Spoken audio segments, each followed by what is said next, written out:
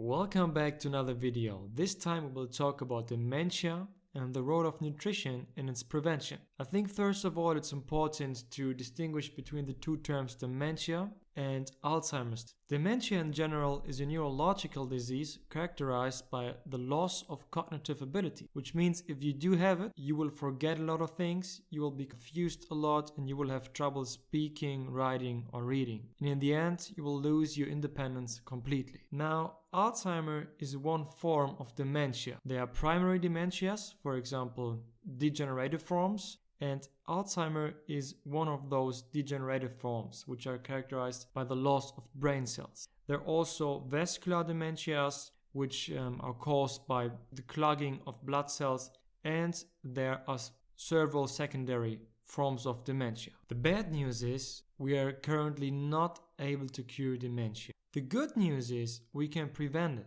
and if we can prevent the disease, there is no need to cure it. And to prevent dementia, we need to find out first what causes it. And in doing so, we can search for countries where the prevalence of dementia in general or Alzheimer's disease has increased, and then look if there have been lifestyle changes in a temporal correlation to the increased prevalence. One of those countries is Japan.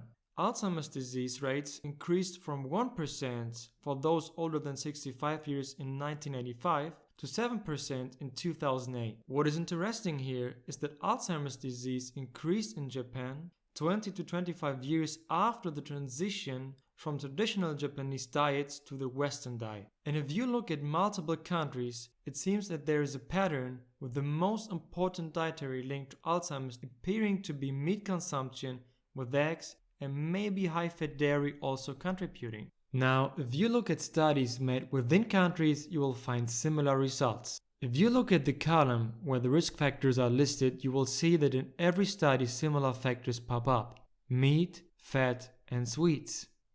Now, you might say, well, those are just correlations. Those foods or ingredients are just linked to Alzheimer's disease.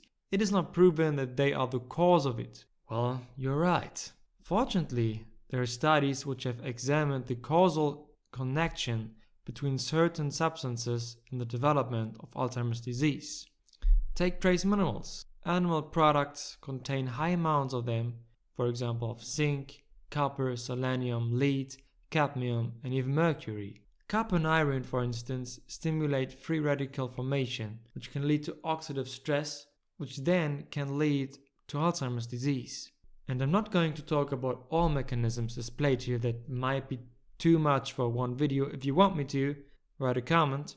I think the most important takeaway of that table is that you can see that those substances displayed here, which are thought to play major roles in the development of Alzheimer's disease, can be found in the foods and ingredients we talked about before. Remember? Meat, fat, and sweets. Trace minerals, or rather certain metals, as mercury, can be found in meat or animal products. Saturated fat, animal products. Cholesterol is found, for instance, in meat, butter, mayonnaise, eggs. Insulin resistance, well, that's not a substance, but it can be caused by obesity or by the high intake of, let's say, sugar. Obesity can be caused by foods which are energy dense.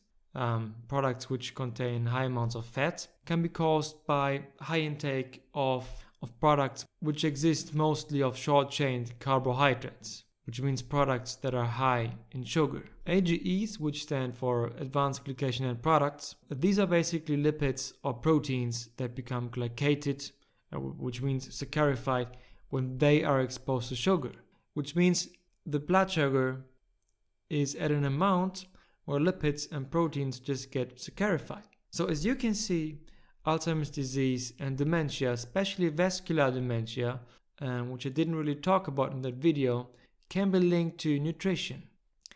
That also means that it can be prevented.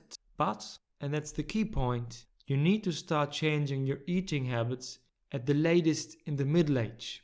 The earlier you start eating healthy, the greater will be the chance of preventing dementia or other diseases. Thanks for watching, and catch you in the next video.